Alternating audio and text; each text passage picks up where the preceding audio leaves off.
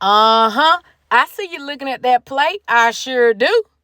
You believe that a lot of people don't know how to make basic gravy? So I'm going to show y'all how I make my gravy. So I took all the meat out. This is what is left in the pan, that grease and that goodness that's left in there. So what I'm going to do is I'm going to go ahead and put me some onions in there. You don't have to cut them up small. Matter of fact, I like my onions to be long because it looks prettier. And then along with those onions, I am going to put some flour in here. And I'm just going to let this brown. And I'm making a good bit of gravy. So I did add a little bit more flour. But we're going to let that cook. So what you're going to do, you're just going to cook this until it's brown. And you're going to be looking for like a dark golden brown color. You're going to think it's going to be too dark, but actually it's going to be perfect. Because I do want a brown gravy. I do not add no browning sauce, which you can if you want a darker brown gravy. But I like to do mine the traditional way and let it cook and get it brown. And into here, I'm going to add, I think I need a little bit more flour just by looking. I'm going to add the rest of this flour in. And I'm going to let this cook. That flour soaks up a lot of that grease, and that's okay because that's what's going to help it brown. I'm going to put some pepper and simple ingredients. Like I said, pepper, and then I'm going to add some salt. And ain't that much salt coming out of here, y'all. And I'll be like, oh, she added so much salt.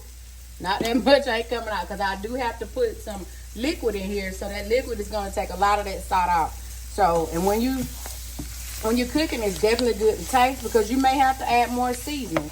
And I do like my food to be flavorful, not salty, but definitely seasoned and flavorful. Kind of keep it flat in the pan if you can, so all this can cook. The onions will definitely cook down.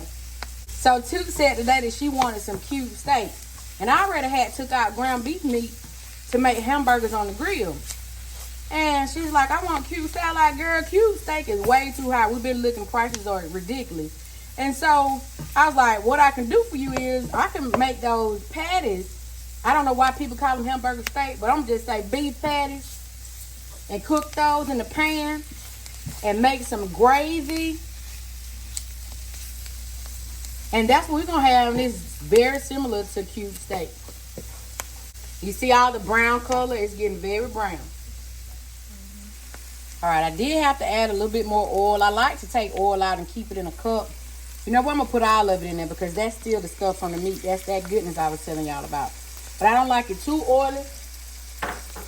I basically go off look, and I did need a little bit more oil to help cook that flour and to help cook the onion. So this is the consistency that you're looking for. It's like you see the flour bubbling, you see the oil, you see the onions are cooking. That's how you know you're getting your gravy right. If it's too dry, add a little bit more oil. You don't have to add a whole lot. Flatten it out, and I'm gonna let it get some more brown. But you see how it's brown now? But we want to get it a dark brown or darker brown. It's gonna look like it's almost burnt, but it's not. So this whole process has been taking anywhere probably like from maybe 5 to 10 minutes. I got my stove on like a high medium to go ahead and cook the flour and the onions. And you see that brown color? This is what I'm looking for. So it looks like it's burnt, but it's not. It's not burnt at all. That's what I needed. The onions have gotten cooked. They're translucent and they're loose and floppy. And so now we're at the stage where we add our water. Now you can add maybe some kind of chicken or vegetable stock or beef stock or whatever. But you know, these are simple ingredients, and that's what we're doing today. So you pour some water in, kind of stir while you're pouring your water because you don't want it to clump up. You don't want it to clump up. So we stirring and pouring, stirring and pouring. Now, we're going to stir this really good to incorporate the water with the mixture. Some people call it a roux mixture, I guess. But this is how you make your gravy. and it does need more water. You say, "NeNe, how do you know it needs more water?" Because you see over here, it's thickening up, and once it cooks, it's gonna get thicker. So I'm gonna put a little bit more water in it. Ooh, that's a pretty color. Ain't it too? Yeah. My stove is a little high. I'm gonna turn it down to like a medium heat.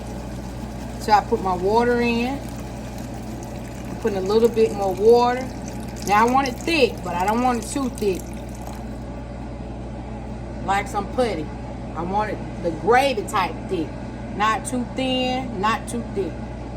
And you can tell when you're making your gravy if it's gonna be thick already. And some of this, because y'all know I said I was making a lot of gravy. So I can see the thickness in this gravy. You can see it too when you're stirring it. I want it kind of soupy at first, but not too soupy. I know that sounds kind of crazy, but not too watery. Simple ingredients. We don't have to buy gravy in a pack or a box. And this all took maybe about 10 minutes to make. And it's gonna thicken up, so don't worry. I'm not gonna say the measurements of what to put in here because, you know, people may want less gravy. This is a lot of gravy because I got a lot of meat to put in here. I'm gonna let that simmer for a little while, for about a minute or two, and then I'm gonna put my meat back in. Ooh, this smells so good. So y'all remember when I said you gotta taste your gravy before you move forward? So what I'm gonna do is, this has been simmering for about a minute or two, about 2 minutes. So I'm gonna take my finger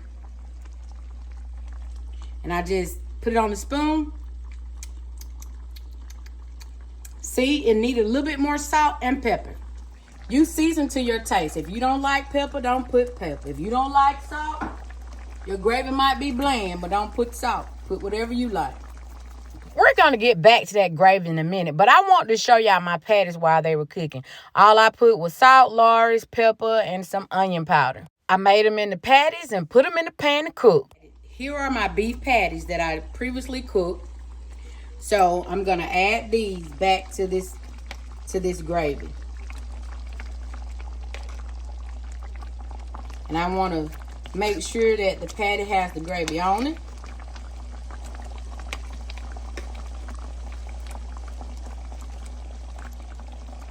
Ooh, that looks so good. Y'all wish y'all could smell it. It smells so delicious. Smells so good. Simple and easy gravy. This is the simple and easy gravy. So I'm going to turn my stove down to like a medium to low heat. And I'm just going to let all this simmer in here for about 5 or 10 minutes. And then it'll be done. Okay, I did put a top on it to let it simmer a little bit more so all the heat can go through the meat. I'm going to show y'all this finished product. Gracious. Don't let you put no onion on top of it. Gracious. Look at that. Look at that. Ooh-hoo-hoo-wee.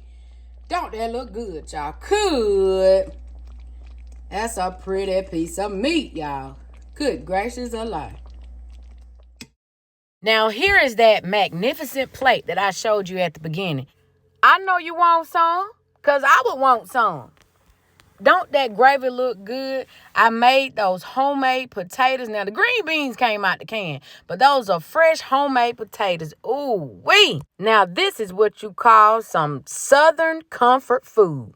Unfortunately, I can't tell y'all how it tastes because y'all know I'm trying to lose some of these thighs. And I had the meat without gravy and a side salad. Thank y'all for watching.